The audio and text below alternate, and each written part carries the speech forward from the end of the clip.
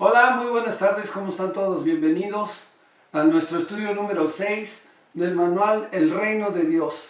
El tema de hoy se llama la Constitución del Reino y es sumamente importante que entendamos estos conceptos y de los cuales también veremos las primeras dos bienaventuranzas.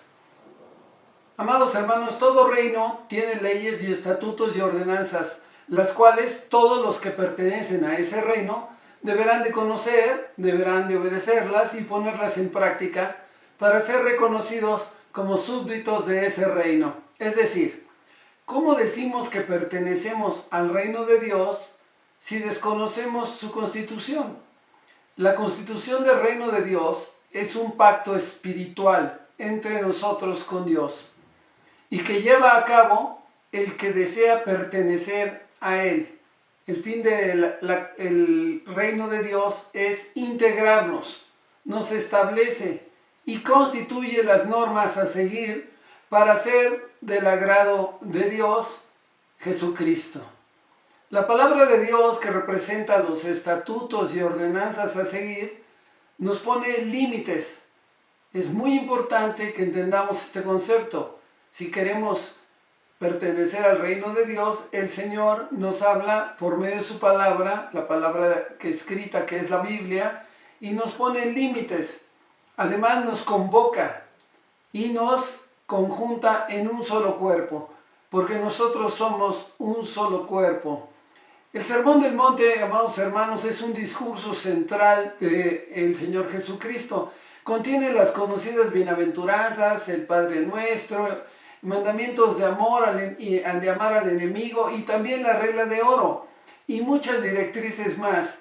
Jesús se dirigió al pueblo reunido sobre una elevación del terreno. Eso está en la palabra de Dios claramente especificado. Directamente Él les hablaba a las orillas del lago de Genezaret. Esto, amados hermanos, tiene un símbolo, pues es evidente su paralelismo que tiene como cuando le fue dada la ley a Moisés en el monte Sinaí.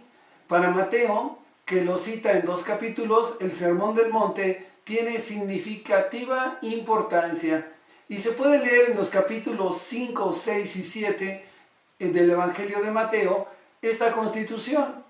El Señor Jesucristo inicia su mensaje llamando al pueblo de Israel a un sermón que se llama el Sermón del Monte.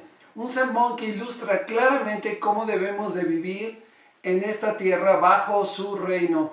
Y nos da las características de cómo deberemos vivir en su reino para pertenecer verdaderamente a su gobierno espiritual en este mundo. Dice la palabra del Señor así en Mateo 5, 1, 2. Viendo la multitud, subió al monte y sentándose, vinieron a él sus discípulos y abriendo su boca les enseñaba diciendo. Este sermón nos da la directriz a seguir para todo aquel hijo de Dios que quiera pertenecer a su reino.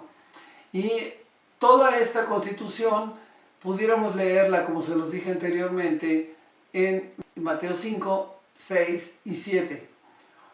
El mensaje de Cristo tiene algunas características que es muy importante entenderlas. Aún podríamos decir mayor que la ley de Moisés, demostrando que es imposible ser salvos por la ley tan solo, porque la ley está escrita en la palabra de Dios para conocer algo muy importante, para conocer el pecado. Y lo podemos ver también en el mundo cuando tenemos leyes. Si nosotros no las obedecemos, pues seríamos castigados. Y Mateo 5:48 nos demuestra que somos culpables de pecado. Eso es para que ustedes lo lean. Y presenta a Jesús como el verdadero camino, verdad y vida, la salvación. También tenemos que encontrar que ese mensaje se le dio a los fariseos para que ellos alcanzaran salvación. Y muchos esperaban de Jesús un líder militar, un líder político, alguien que viniera de una manera sobrenatural tal vez, para que lo vieran como un verdadero rey, el rey de los judíos. Pero este sermón cuenta cómo las obras del rey son más internas. Las obras del reino de Dios son más internas, no son externas, son espirituales en lugar de ser políticas.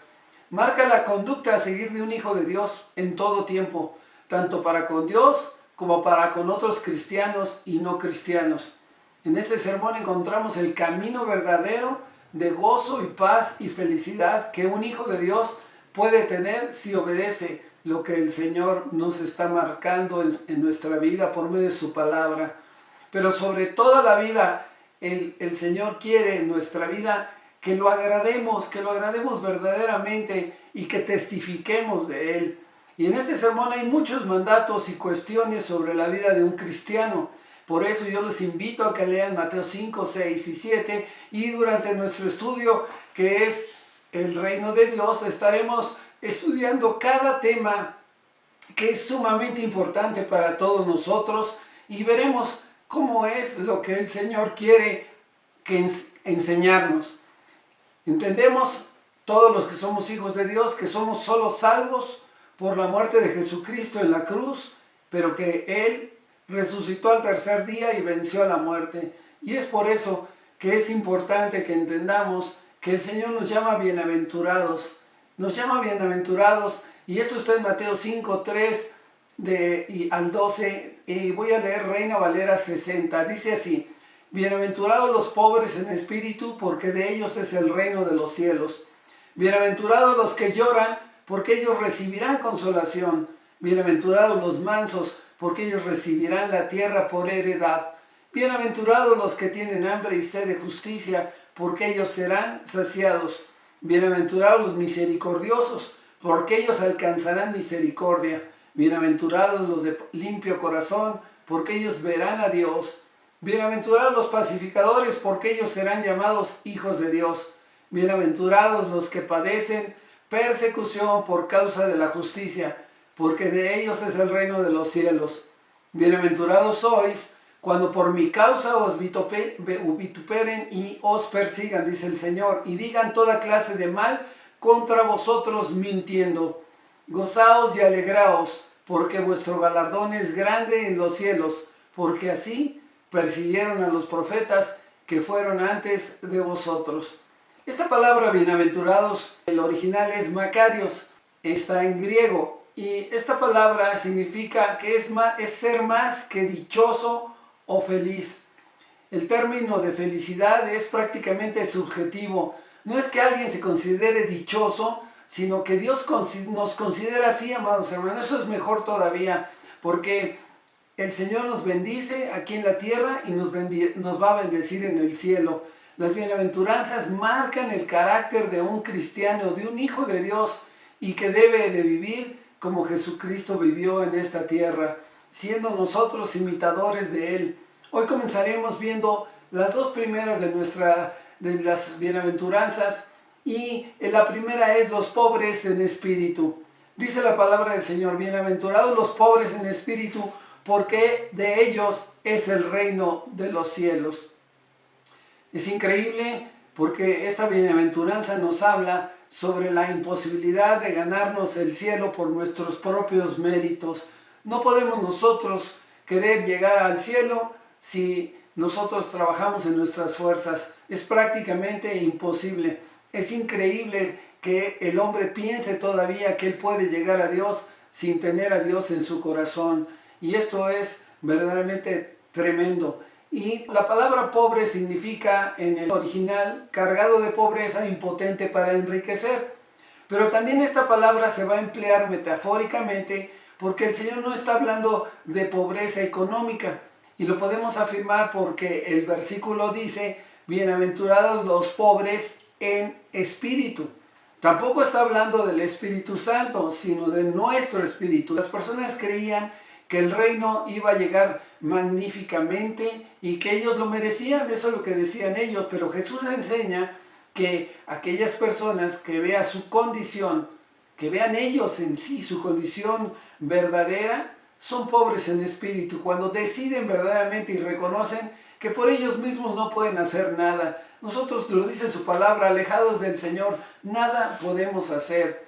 Y por eso son dichosos, porque saben que solo Jesucristo nos puede rescatar de nuestro orgullo y de la soberbia que se vive en esta tierra. Es por eso que tenemos que acercarnos al Señor, conocer su palabra y rendirnos ante Él. Y estas son verdaderamente las personas que reconocen que el Señor es su camino, la verdad y la vida, y reconocen que durante su vida antigua habían vivido de una manera soberbia, orgullosa, y que para ellos todo lo que era de Dios era locura y no querían en lo más mínimo saber de Dios. Pero de pronto el Señor ha tocado el corazón de esas personas y ahora lo reciben y empieza a haber un cambio dentro de sus vidas. Pero podemos distinguir entre un fariseo y un publicano con una parábola que está en Lucas 18 del 9 al 14. Leamos. A unos que confiaban en sí mismos como justos, Lucas 18, 9, menospreciaban al otro. Dijo también esta parábola. Dos hombres subieron al templo a orar y uno era fariseo y el otro publicano. El fariseo, puesto en pie, oraba consigo mismo de esta manera. Dios, te doy gracias porque no soy como los otros hombres, ladrones, injustos, adúlteros y ni aún como este publicano. Lo estaba viendo, lo tenía cerca. Ayuno yo 2 veces a la semana, doy diezmos de todo lo que gano. Y en el versículo 13 decía el publicano, mas el publicano estando lejos no quería ni aún alzar los ojos al cielo. Él tenía temor de Dios. Y dice la palabra del Señor que el principio de la sabiduría es el temor a Dios. Reconocerlo que Él es el Dios verdadero, nuestro creador, y que Él es dueño de todo. De nosotros, de esta tierra, del oro, de la plata y de todo el universo. Y dice más adelante, no quería ni aún alzar los ojos al cielo, sino que se golpeaba el pecho diciendo, Dios, sé propicio a mí, pecador. Él reconocía que era un pecador. Y dice la palabra del Señor que el que diga que no peca hace mentiroso a Dios. ¿Por qué? Porque todos hemos pecado, amados hermanos, y tenemos que arrepentirnos cuando cometemos una falta en contra del Señor. Eso es pertenecer al reino de Dios, saber verdaderamente cuando cometemos un error y arrepentirnos. Os digo, dice el versículo 14, lo dice el Señor, la palabra, os digo que éste descendió a su casa justificado antes que el otro. O sea, el publicano descendió a su casa justificado. Verdaderamente él actuó con justicia delante de Dios.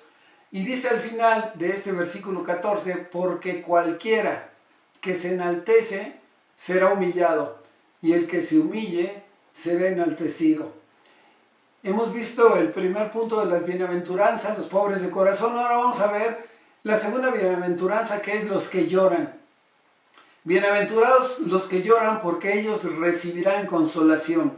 Parece ilógico pensar y decir, ¿felices los infelices? No, así no es. Si bien encontramos consolación en el Señor cuando estamos en momentos de tristeza profunda, como por ejemplo cuando muere un ser querido, cuando hay algo tremendo que uno quiere estar orando e intercediendo y siente dolor en su corazón y llora inclusive por otras personas, estoy de acuerdo, sí, lo sé, que están pasando cosas tremendas en esa persona en ese momento, pero sí te quiero decir que en realidad lo que Dios nos está hablando es de la tristeza del pecado. Y podemos preguntar, a muchos dirían, ¿y por qué lloramos? Bueno, dijimos que las bienaventuranzas deben de estar presentes en nuestra vida, si verdaderamente fuimos regenerados por Dios.